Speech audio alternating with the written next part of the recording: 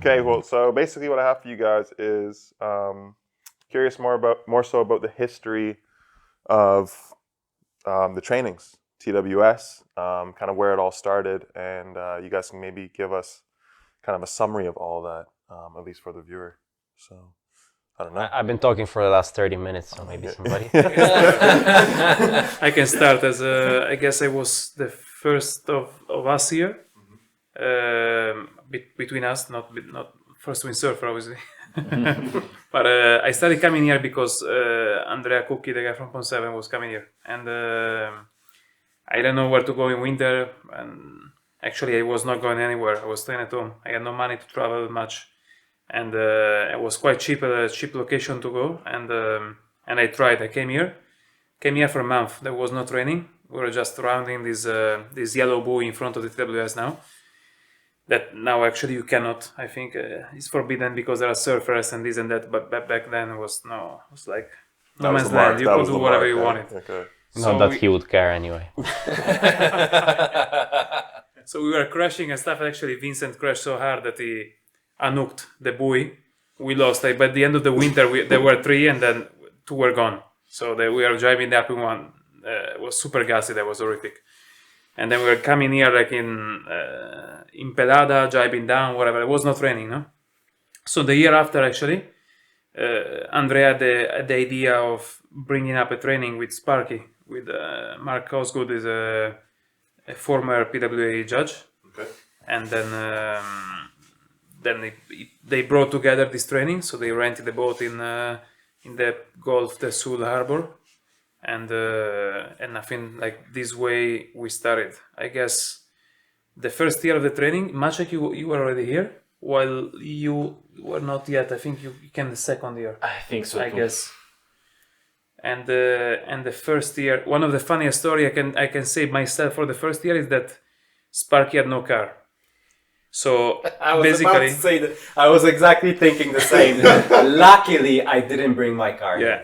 And for me, it was the first winter. I was coming for the whole winter. I was like, okay, I will go all in and like instead of spending 1 month, like we spend the whole winter. And we were renting a house I was paying €100 a month rental. We were 3, it was €300 the house, and we were spending 100. Wow. Super cheap. Here in Pelada. So we drove here, we shared the van and whatever. And then I was the lucky one with the car together with Alberto. But Alberto broke the car, I think, like the third week or whatever. So there was a moment where I had to... It was quite comfortable not to fix it at that time. Yeah, it was, yes, indeed. So basically, we had, instead of 4 days a week, we had 3, I think, or 4 sessions a day. I guess 4 sessions a day was 20 stars a day. Now we are doing 15, but we have 4 days a week. We had a bit less driving months, but... and then I was driving. I was going there. We were starting at 11, I think, the same 10:30. We were starting at 10. We were starting at 10. Jesus Christ! Luckily, I lost the memory of it. But I remember at 8, I was picking up Sparky from Plaza Roja. Yeah. So I was picking him up. And there he had just had his backpack. We were going to where Cookie was staying. Downstairs, he had the anchors and the gas tanks. The gas tanks.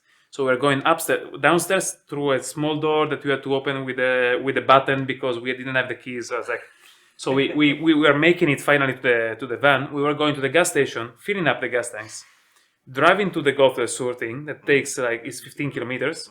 But you have to go up and down, or you go to Shafir. So it's like it looks there, but in the end you have to go all the way around. Yeah.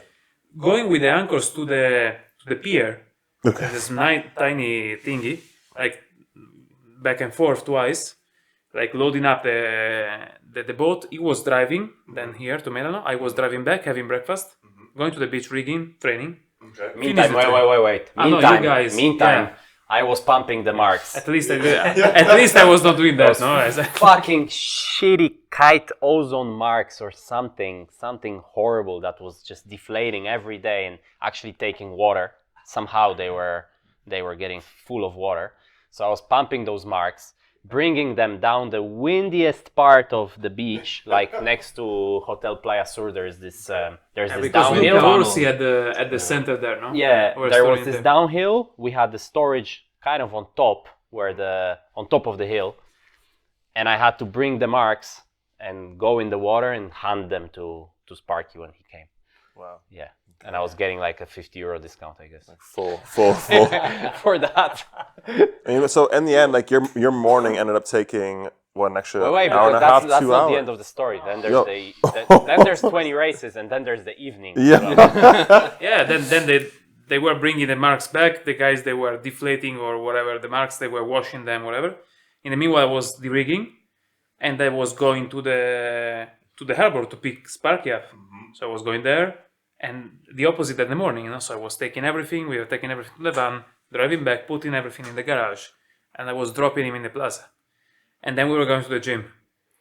And I was Of course. Fuck me. It course. was unbelievable. Ridiculous. I don't know how could I do that. Yeah. I'm completely destroyed now. And we do like 3 sessions on foil. It's like burning. burning like counting also rigging and de-rigging is burning 5 calories. And back then we were doing like destroying ourselves on the fin. 4 sessions, like going up and down. I was still going to the gym. Yeah. I was getting fever every month. I was getting sick every month, but it was so this was the first year. Was So now when the young guys come and they don't show up at the third session, Because they're tired. We're like, They kill you. unbelievable. It's crazy. The difference is crazy. Unbelievable. So much easier. The setup that we have now, we are so lucky. Yeah. They are so lucky. Yeah. I mean, they are so lucky. and he is pretty lucky too, not to have to drop the anchors every day, pull them up. Fucking Sparky had like 3 hernias every month, And driving up and down from the Gulf the Sur place. which it's That, upwind in the morning, and if it's like 25 knots in the morning, you're like, it's like a freaking rodeo. I think. Yeah. Oh, it's horrible. Eh?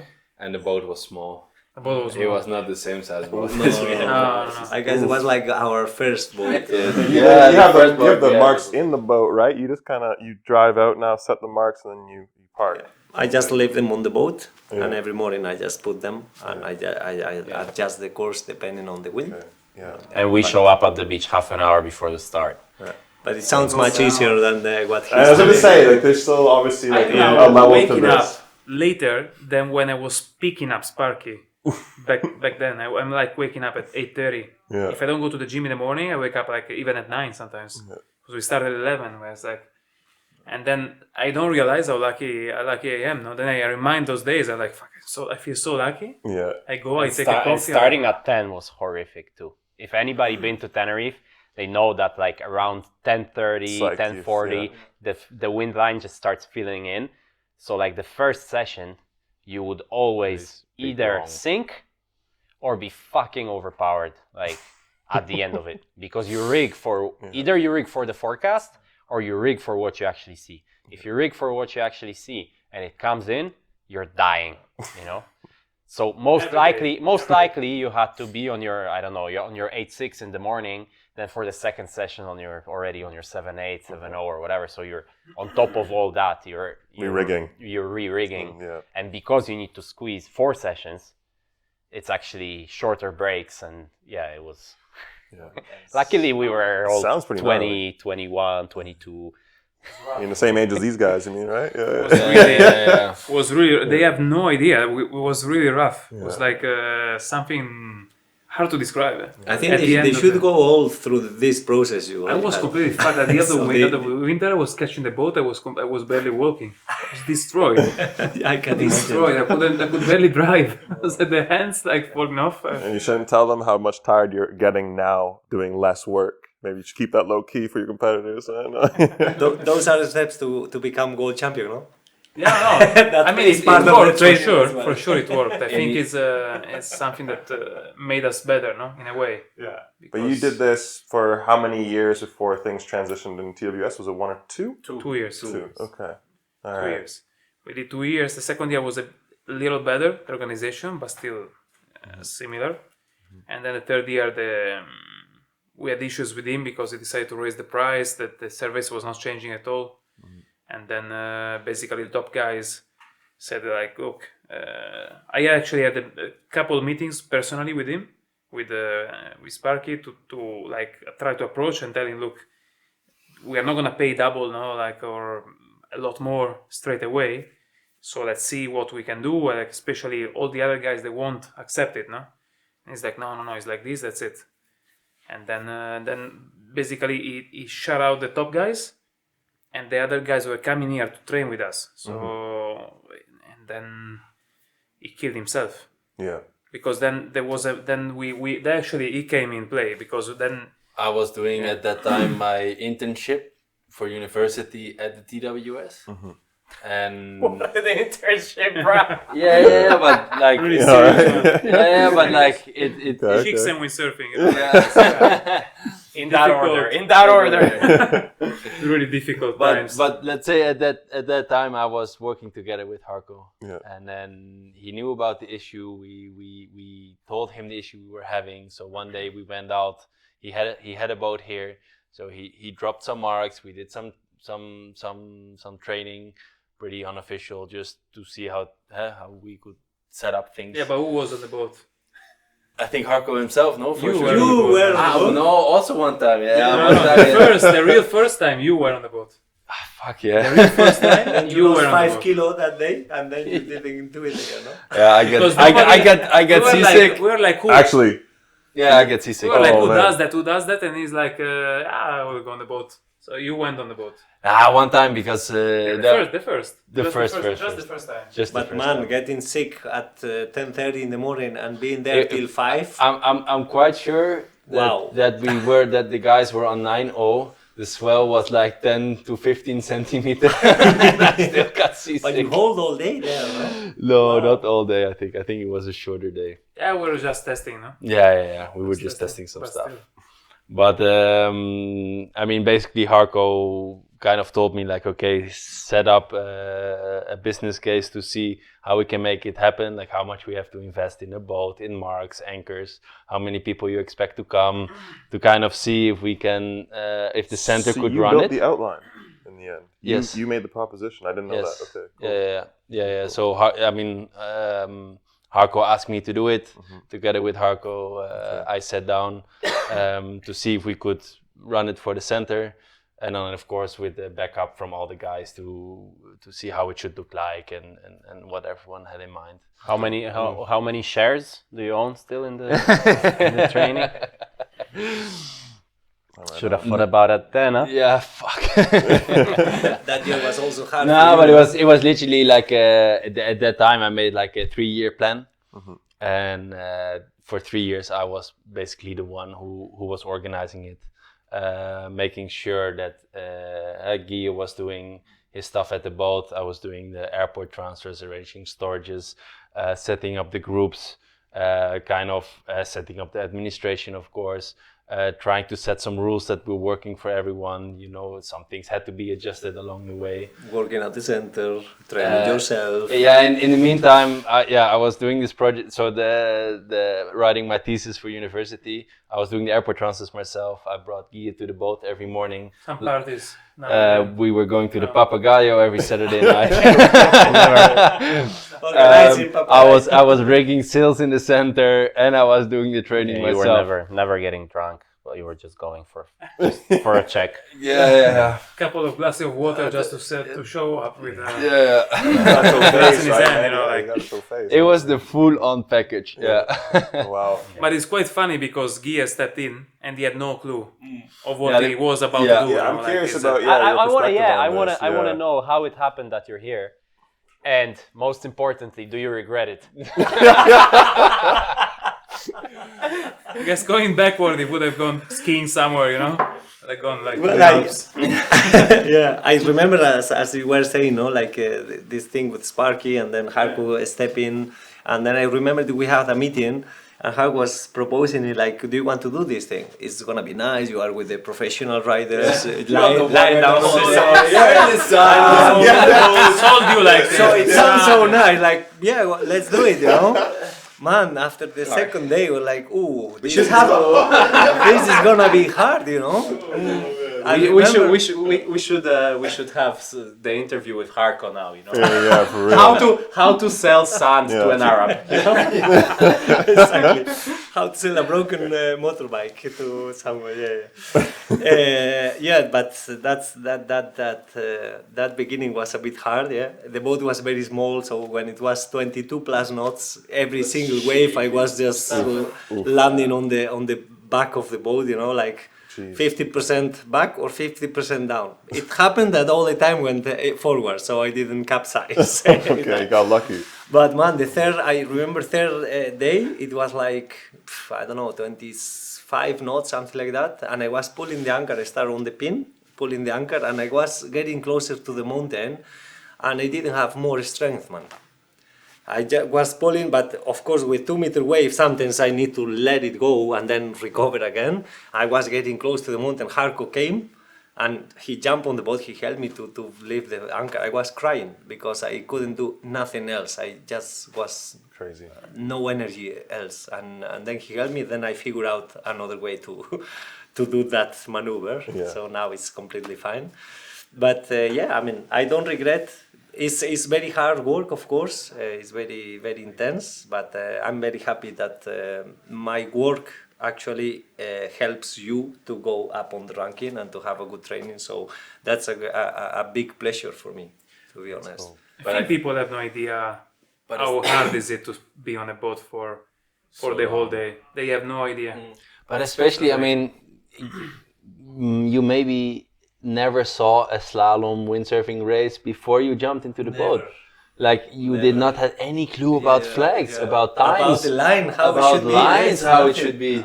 Like we had to teach from scratch. Like the only thing you would, I have my license to drive a boat. And I watch. I think I know how it works. I think I'm quite handy with the boat with them.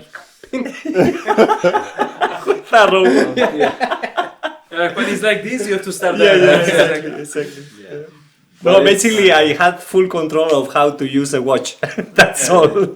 Then he was teaching me so many stuff, and always when it was something not good, then he was always giving me feedback. I learned so much. So I take the moment to thank you for that because it was really nice. It was also I also even remember that if you would, for example, not put the yellow flag up with the 2 minutes. You know, Those growing too many colors here. But I tell you, I mean, I've been on the boat not much. You know, the training there, a bit on the boat at the beginning to kind of see how it was going. But man, even one day, 3 times 5 races, try to not forget the flag every minute. Man, just this. I mean, I had to throw up in between as well, so that's kind of made things even more hectic. The first year you were doing it by hand, no? Yeah. You didn't have this... with the stick and holding. Oh man, that's brutal. No, but for a while, I think you had a full season with the sticks. Yes. Or maybe even 2 seasons with the sticks. I think because it was a really big upgrade having the proper thing to bring up the flags. We were used to see you like with the... Then I think we created something where he could put the flag in between. So he raises the flag and then he puts it, and then it stands there for a bit less than a minute, and he grabs the flag and puts it down. And it was hectic. To sum up, the job description is like holding a flag, being like precise on a millisecond for the over earlies. Because if you're not precise, there's 400 kilo guys shouting at you. But also, I mean, I don't know if you guys have probably been on the start boat sometimes as well. It's sometimes you're on the starting line and you go like, man, he was for sure he was over. Or you sit on top of the starting boat and you're like, man, he was over for sure. When you are that person on the starting line who has to make calls sometimes it's obvious. Sometimes it's so on the freaking edge that I mean, I've done a lot of starts, but I would not know. It's insane. Of course, you don't know. That's why also we should use more in PWA. We use the tablets and stuff. I think it's so important for training. Training, obviously, it's fine now. It's not that it's really tough. It's really difficult. So, are they actually doing video review for? Yeah, they do. So the guy on the line has just to call clear or over. Like the start was either clear or over early, and then he goes back on the tablet to see who was actually over. Or if he was actually over. And it happened twice that they called it and they were like, okay. Nobody, was sorry. a clean He start. was like, yes, sorry, I made a mistake. But since when is this? It's like since 3 years ago. 3 years. 3 years. 2019 probably. Not before 18, No. I guess. Before I couldn't understand how they don't. And I remember when it first got introduced, it was a lot of starts when there was like 3 guys over, because previously like the first guy would get called over, and it happens in still, that the first guy gets called over, you know, and nobody else, because you kind of focus your attention. It's normal, no? You're standing on this line and the guys are passing, and you kind of focus on attention on the first guy. So the guys that are like, if you're like one board behind, but you're still over, you were sort of feeling safe, you know, and then we got to a point where it was like, shit, it was always like either clean start or 3 guys over, 2, 4 guys over, you know, and I guess, everybody kind of learned also like how to, so. The thing is, sometimes with the eye, it's impossible. It's not physically possible to know if it's over or not. Then you check the video, and especially this bastard, when the watch is turning from 1 second to 0, the digital watch is turning from 1 to 0. It's already halfway through through the first reach. Sometimes yes. You didn't see this? Sometimes yes. But all the time you have some guys crossing the line just on that point. So in real, it's not possible to know. But always I write down the video and then I check it. Okay. And then this is when you see like from 1 changing to 0, they are just crossing the line. I don't know, at 30 knots. I don't know. So you're also doing video now too, at the same time. Okay. So, but That's it's a lot. not like on the PWA, they literally grab the iPad and I can see it. Like, But I mean, like, as a part of your we have job, a GoPro system. Okay. So he's pressing the GoPro a couple. He has a tape, you know, he needs to. Yeah. Embracing technology. So he only knows at the end of the day when he's back in the center, you know, when he is reviewing. So it's not live on the water. Yeah, I when mean, you in the when you PWA, get there's 3 people on the boat doing all of this, right? And he's doing the horn, the flag, the timer, the GoPro. Like, I mean, that's as good as it gets for a one-man show. when you get a text at 10 in the evening from Guille, it's probably like, it says bastardo or something, and it's like a perfect start, you know. Yeah, nice. Well, we had some beers being paid. I remember, like, that he's like, I think you were over. I'm like, man, I'm not. I'm not for sure. And then it's like, you pay a beer tonight if I'm not, you know. Yeah. Then I drink the beer for free, basically. Yeah. It's part of your compensation in the sound. But It's the perfect. trust grew so much, you know, Yeah. like, because I really trust Guille now if someone is over. Well, how many or years not. has it been now? I actually don't know. 8. 8 We were years. counting before. 8. Well, This is the 8th. This is the This is the 8th eighth. year. already, huh? We started 2015. So you see, I helped them to become world champion, and they helped me to become an alcoholic. It's not fair, you know? It's not fair. Guys, what the fuck are you talking about? What's going on, dude? And when did you join the trainings, actually? I don't know. Yeah, this is Yeah. nice to introduce because actually I started 2015 as well. But at the beginning I just went in the training because I didn't want to pay. You just kind of sailed over and you're like, okay, yeah, I'm here, guys. What's up? Yeah, it was something like that, no? A bit arrogant. Then Arco came to me and said, hey, you want to train? Okay, you can train for free, but you have to help gears to put in and out the marks all the time. Wow, what a job you And did. say, yes, why not? Actually, it was a good deal for me. I didn't have so much money and was my first approach to try to be a professional, something like that. And I said, yeah. But then after 1 month I realized, I said, fuck, it's fucking hard. I realized how fucking hard it was to stay on the boat. Yeah, I remember it took these 4 marks Yes. on my shoulder. Yeah. And you came close to You the were beach. you were swimming with the mask. We were clipping it, Yeah, and I then was we like a were slave. Yes. like slave. Yeah. Like Yeah. 2 slaves in one, actually. And man, we were doing 4 sessions. We were doing True. 20 starts. True. Yeah. So we are destroy ourselves because we are convinced it's like not focus on quality but in Quantity. More. But we were, we were powered up. We were really happy to do that. That time I With understood. on fins, We were on fin, guys. Man, my with the legs big were doubled. boards. 4 sessions on fin plus gym plus extracurricular activities in the morning. It and was there was days before. Already with Guille was already way better, especially for me. yeah. It was way better. It was another time already. You pass your task to Jordy. Yeah, it I was had- already. I had a Sorry, bit- all I had you a bit guys. more work. Yeah, I had a bit more work. No. I cannot. But the 4 sessions on fin were rough. Yeah. But Yeah. But Guille's job, I think, is probably the hardest.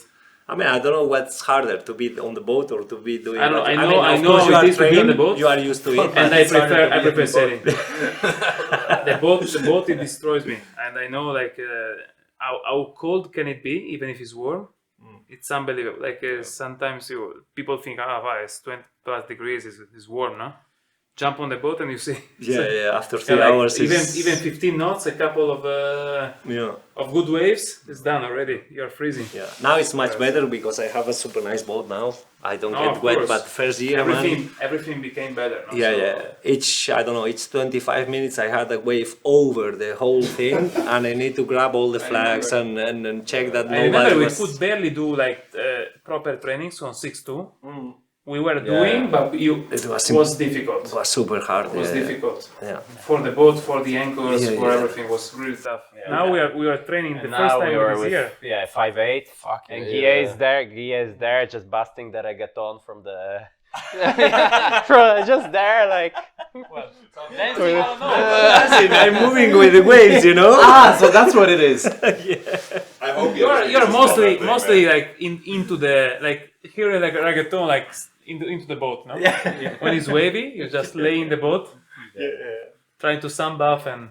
I remember the first year with Bruno because the boat was smaller, and then I understood the power of human being. You know, he was pulling, man, like let's move that mark. That's not And a real I human, was- huh? So the being then, these animals, man. Man, you told me to move the marks alone. My God, I couldn't move. my God. It's like let's move that mark, and then I was telling him, okay, let's grab it, let's go on the top of the anchor, and then we can pull it super easy. He was grabbing the mark and pulling all the way. I was like, Bruno, wait, we need to go on the top of the anchor to pull it up. He was pulling, sometimes the boat was underneath the waves, you know, the waves were going over, like, Bruno, stop slowly. You told me to pull it. What an animal. Yeah. No, you did a good job. Man, back in the days also I was joining some CrossFit session in the night as well, 2015. Oh yeah. I don't know why. Nice It was my clean and period. jerks after some snatches after. Yeah, deadlift full power, around 80 kilograms. I don't give a fuck. 4 sessions. 4 sessions, CrossFit and gym. Yeah, Sometimes. at least 1 month I did something like that. And going to the I remember. I was gonna say, yeah, and there was parties I'm sorry, every Bruno, weekend but at I have least. to say, one time we were staying together, you were doing all this, and you had one pair of shoes, the same for everything. I think that was 2013. Yeah, with the party even too, before. eh? With the party as well. Party, CrossFit, gym, running up Montaña Roja, Oh man, swimming with Guille, same shoes. Man. you had to live. You had to live with those. And you had to live with those shoes. They were living. Man, those shoes must have had to live outside, though. I'm assuming. Yeah, they were living just outside the door. The urbanization was getting empty, you know, like by the end of the week there was nobody else in the houses around. You were left alone. Nobody was renting That's a anymore. secret. That's a secret. Yeah, it Right. was maybe it was 2013 or 2014 that I was sleeping on the couch for. Ah, 1 yeah, you were week. sleeping on the couch. Yeah. Yeah, We were probably still charging you though, because we had no money. for sure. Man, my back was destroyed. You know, the first years in Medano for me was a dream, something like that. Coming from my ski career, think about to spend one winter in a workplace. Was amazing. So from now, I guess from then, like 2015, 20 you arrived till now, like how's the quality improved of the trainings? Like, is it just obviously the better boat, better marks, more people? Like, I want to kind of know more about the difference from then till now, maybe a bit. It's a bit like a smooth machine running Yeah. now, Yeah. right? Like You literally, as Matteo mentioned before, you wake up at any time you want. At 10:30 you can still decide what you want to rig, and you just go out, and at the start 11 o'clock sharp you can start. Yeah. It's no dragging marks around. I remember him coming into the center, pumping them all up, or even before that, dragging them down the super windy street. Like, it was already work before training. Then you did lots of races, and afterwards the same procedure. You had to clean everything up, bring everything back. Yeah, Now, like before we were kind of a team working all together to try to train. We knew that if we were not helping each other, we wouldn't be able to train. No? Yeah. Now the training is happening and you are taking part of it. So that's the main difference. It's No? The almost training like a service goes. now. Yeah. The training goes by itself. Yeah. Guille is perfect, I would say. Like it does everything. Most of the time it's perfect, but maybe sometimes the line is not perfect, but it's good for us. And because Just we train sometimes. better, we train better this way. Just But, make it similar to PWA. To PWA, sometimes you don't have to watch that all the time.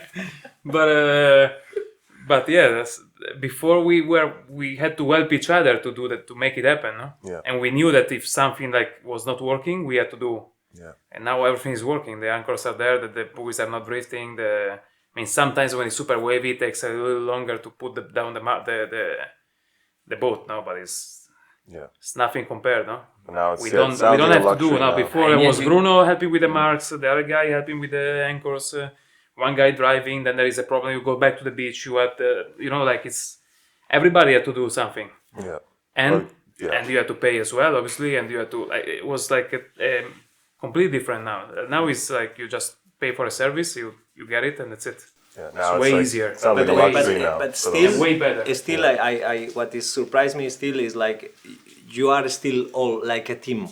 Okay, you are individual riders, but still you are like a team.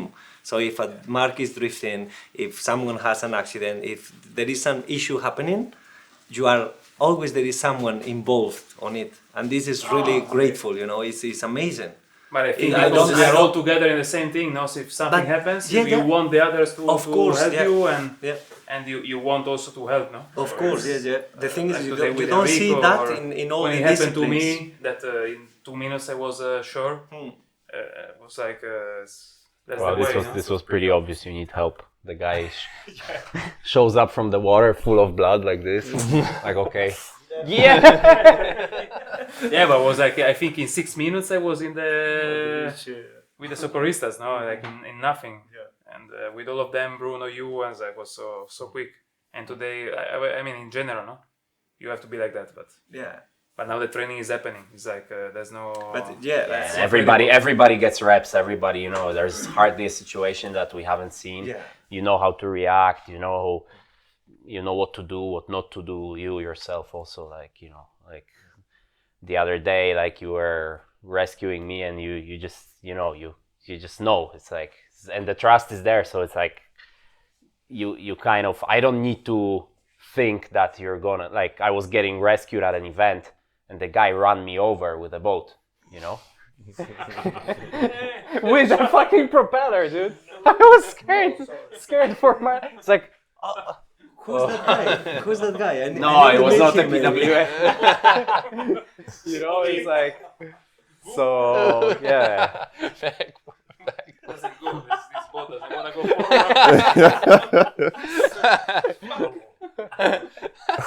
Where is Maciek? That doesn't look like gas behind me anymore.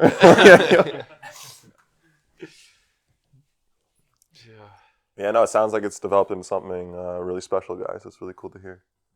Yeah.